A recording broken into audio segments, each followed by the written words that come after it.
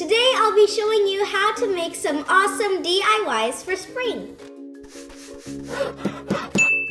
Hey everyone, I'm Bells with Heart of Kylie and you're watching DIYG. Today I'll be showing you how to make some awesome DIYs for spring. So for this project, you will need ceramic flower pots and a nice plant to put in the pot. You're also going to need some paint, any color of your choice, and some paintbrushes.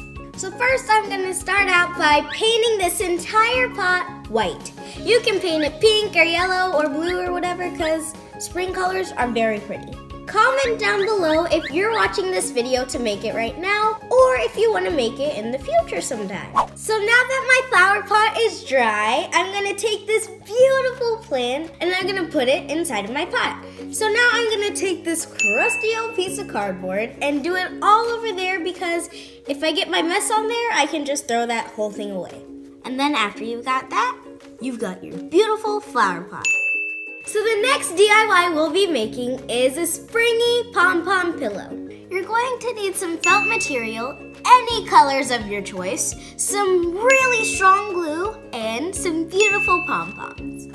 So first I'm going to take my super strong glue and I'm going to go among the edges and I'm going to leave one side open so that I can stuff my fluff.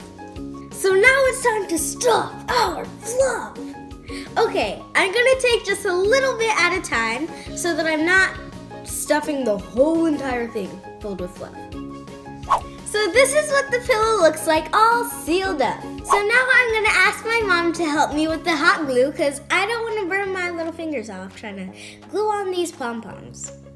I love how this pillow turned out. It's so nice and it was really easy to make. Let me know in the comments down below if you have any ideas or recipes you'd like to see me do. Bye!